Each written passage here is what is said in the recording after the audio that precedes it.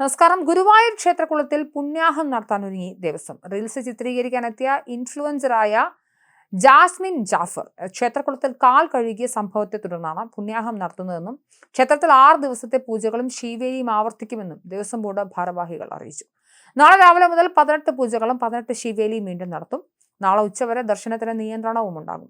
Social media ഇൻഫ്ലുവൻസറും big boss താരവുമായ Jasmine ജാഫറാണ് reels ചിത്രീകരണത്തിനായി Guruvayur ക്ഷേത്രകുളത്തിൽ ഇറങ്ങിയത്. ഹൈക്കോടതിയുടെ നിരോധനം മറികടന്നായിരുന്നു ക്ഷേത്രകുളത്തിലും നടപ്പുരയിലും റീൽസ് ചിത്രീകരിച്ചത്.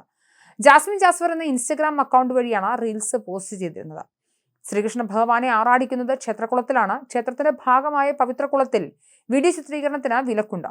അഹിന്ദുക്കൾക്ക് കുളത്തിലിറങ്ങാൻ അനുമതിയുമില്ല. അനുമതിയില്ലാതെ റീൽസ് ചിത്രീകരിച്ചതിനെതിരെ ദേവസ്വം അഡ്മിനിസ്ട്രേറ്ററാണ് പരാതി നൽകിയത്. തുടർന്ന് യുവതി ക്ഷമാപണം നടത്തുകയും വീഡിയോകൾ പിൻവലിക്കുകയും ചെയ്തിരുന്നു. മതവികാരം വ്രണപ്പെടുത്തലും കലാപാഹ്വാനം ഉയർത്തിക്കൊണ്ടുള്ള നടപടിയാണ് ഇവിടെ ഉണ്ടായിട്ടുള്ളതെന്നും ചൂണ്ടിക്കാട്ടിയാണ് ദേവസ്വം അഡ്മിനിസ്ട്രേറ്റർ പരാതി നൽകിയിരുന്നത്. സംഭവം വിവാദമായതോടെ ജാസ്മിൻ ജാഫർ പരസ്യമായി മാപ്പ് പറഞ്ഞിരുന്നു. ആരെയും വേദനിപ്പിക്കാൻ വേണ്ടിയോ പ്രശ്നങ്ങൾ ഉണ്ടാക്കുമെന്ന് വിചാരിച്ചു ചെയ്തതല്ലെന്നും അറിവില്ലായ്മ കൊണ്ട് തന്റെ ഭാഗത്തു നിന്നുണ്ടായ തെറ്റിന് മാപ്പ് ചോദിക്കുന്നുവെന്നായിരുന്നു ജാസ്മിന്റെ പ്രതികരണം. ക്ഷേത്രത്തിന്റെ കുളപ്പടവുകളിലും നടപ്പുരയിലും വെച്ച് ചിത്രീകരിച്ച ദൃശ്യങ്ങളാണ് ജാസ്മിൻ റീൽസായി ഇൻസ്റ്റഗ്രാമിൽ പോസ്റ്റ് ചെയ്തത്. ക്ഷേത്രത്തിൽ ആറാട്ട് പോലുള്ള ചടങ്ങുകൾ നടക്കുന്ന തീർത്ഥക്കുളത്തിന്റെ പരിപാവനത ലംഘിച്ച ഹൈക്കോടതി നിരോധന മേഖലയിൽ വീഡിയോ ചിത്രീകരിച്ചു എന്നായിരുന്നു ദേവസ്വത്തിന്റെ പരാതി.